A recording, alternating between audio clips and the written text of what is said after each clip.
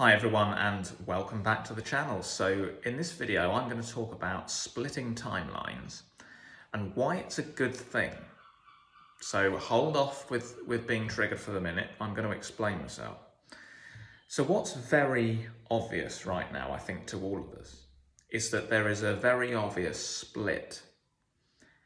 And there are sort of two realities, two timelines playing out, if you like. You've got one which is anger, fear, control, basically. And you've got another which is love, calm, peace, stillness, even bliss. So why is this? Why do we have to have this split? Well, the reason is people need to see that they have a choice. This is what contrast is, and what duality is, and what duality teaches us. Because if everybody is living in fear, you've got no idea what love is, because all you've ever known is fear, and all everybody has known is fear. And if you're living in love and bliss, you've got no idea what fear is, no concept of it.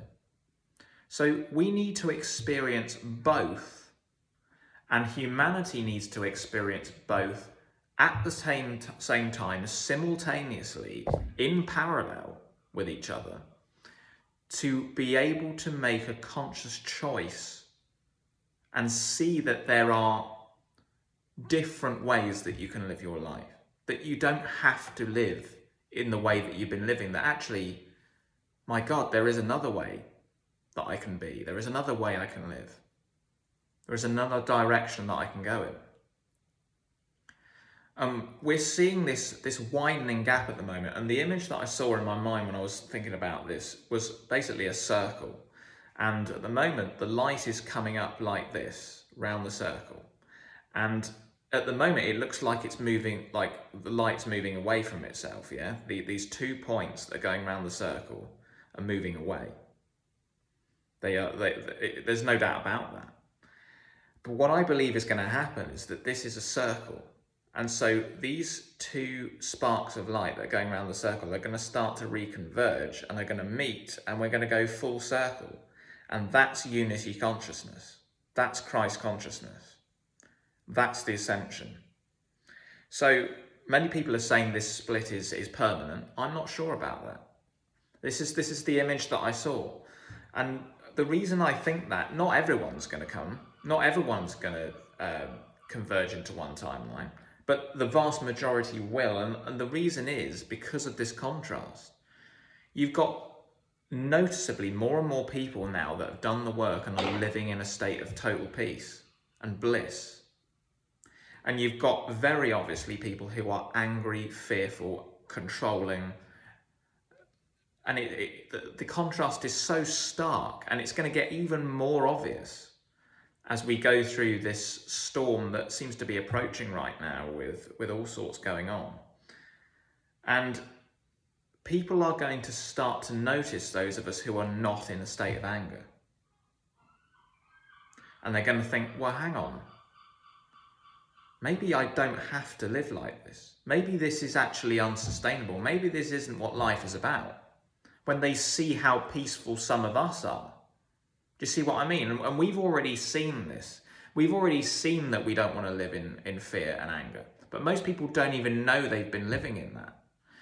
But as more and more of us live in the light and in calm and stillness and peace, they will start to see that and they'll go, well, that's different. Why are they like that?